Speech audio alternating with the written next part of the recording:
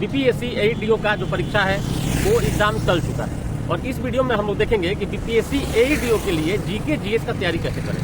देखिए मैं सामान्य तरीका बताऊंगा, है ना, क्योंकि एग्जाम चल गया है। सबसे पहले आपको क्या करना चाहिए कि जो जीके जीएस का सिलेबस है जो बीपीएससी का, तो सिलेबस को निकालना चाहिए और सिलेबस और साथ में आपको प्रीवियस ईयर क्वेश्चन रखना चाहिए। प्रीवियस ईयर क्वेश्चन जितने भी बीपीएससी का एग्जाम होता है, वो सिविल वाला हो, टीचर वाला हो, सबको अपने पास रख लेना है एक साथ और उसका एनालिसिस करना है कि सबसे अधिक प्रश्न कहाँ से पूछे गए हैं। मान लीजिए कि सबसे अधिक प्रश्न जो है वो हिस्ट्री से पूछे गए हैं, खासकर मॉडर्न हिस्ट्री से, तो आपको सबसे पहले मॉडर्न हिस्ट्री ही पढ़ना है। मैं एक एक सोर्स बता दूंगा कि आपको कौन कहाँ से पढ़ना है। मतलब सीधा है कि आपको क्या करना है, एनालिसिस करना है कि सबसे अधिक क्या पढ़ना है। सबसे अधिक आपको करंट पढ़ना है। करंट आप एडिटोरियल के लिए लीजिएगा, सिर्फ एक ही करंट लीजिएगा, ज़्यादा लेने की जरूरत नहीं है।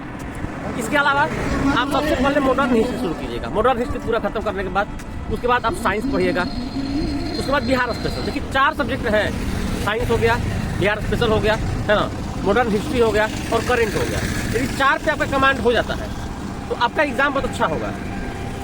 किस सब्जेक्ट को कैसे पढ़ें, क्या सोर्स से पढ़ें, तो मेरा मानना है कि एक जो है वो चैप्टर के लिए, एक जो है वो टॉपिक के लिए एक ही सोर्स उठाना है आपको। जैसे मान लीजिए कि आपका प्राचीन भारत ठीक नहीं है और प्राचीन भारत यदि आप पढ़ रहे हैं तो आपको सिर्फ और सिर्फ जो राम शरण शर्मा का एनसीईआरटी पढ़ना चाहिए और इसके अलावा सिर्फ और सिर्फ आपको प्रीवियस ईयर क्वेश्चन पढ़ना चाहिए, कुछ भी नहीं पढ़ना चाहिए।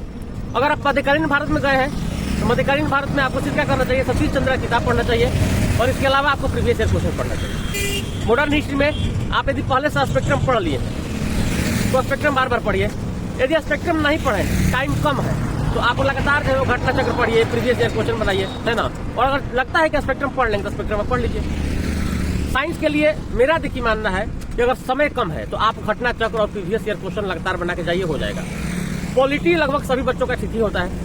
यदि पॉलिटी आपका ठीक है तो मैं बोलूंगा कि आप जो लक्ष्मीकांत मत पढ़िएगा, सिर्फ और सिर्फ आप जो प्रीवियस ईयर क्वेश्चन लगाइए, घटना चक्र लगाइए, एग्जाम देने जाइए। लेकिन यदि आपका पॉलिटी खराब है तो आप घटना चक्र पढ़िए और जो चैप्टर आपका फंस रहा है, जो चैप्टर आपको नहीं समझ में आ रहा है, सिर्फ उस चैप्टर का आपको घटना चक्र पढ़ना है। भूगोल के लिए, ज्योग्राफी के लिए, है ना, आपको घटना चक्र बनाना है, दूसरा कुछ नहीं करना है। मिला जुला के आप जितना अधिक से अधिक प्रीवियस ईयर क्वेश्चन बनाइएगा, घटना चक्र बनाइएगा। अच्छा, घटना चक्र में भी आप एमपी पीसीएस का प्रश्न मत बनाइएगा। उसमें एमपी पीसीएस है, यूपी पीसीएस है, राजस्थान पीसीएस है। आपको चोट करना है कहाँ पे कि बिहार पीसीएस जो प्रश्न है या कुछ ऐसा प्रश्न है जो कॉमन सभी एग्जाम में आ सकता है, वो प्रश्न आपको बनाना है ना। लेकिन जो बिहार स्पेशल, यूपी स्पेशल हो गया, एमपी स्पेशल हो गया, उस टाइप का प्रश्न आपको नहीं देखना है ना। एनालिसिस जितना अधिक कीजिएगा उतना अधिक समझ में आएगा कि आपको क्या पढ़ना है। ठीक है, देखिए मिला जुला के आपको एक बार बैठ के 2 दिन अच्छा से एनालिसिस कर लेना है और उस एनालिसिस के आधार पर आपका क्या अच्छा है, क्या कमजोर है। ये हर व्यक्ति का तैयारी का स्ट्रेटजी अलग अलग हो सकता है ना।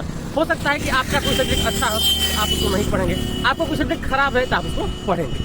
तो पूरा एनालिसिस कर लीजिए और कोशिश कीजिए कि घटना चक्र को रखें, प्रीवियस ईयर क्वेश्चन को रखें, है ना। किसी के नोट्स पढ़ने से अच्छा है कि आप प्रीवियस ईयर क्वेश्चन बनाइए, लगातार बनाइए। कम से कम वर्तमान में यदि कहा जाए तो आपको 150 से 200 प्रश्न डेली बना लेना चाहिए और करंट जो है वो एक ही करंट पढ़िएगा एडिटोरियल का, ठीक है। इससे अधिक आपको कुछ पढ़ने की जरूरत नहीं है, आपका एग्जाम मिल जाएगा।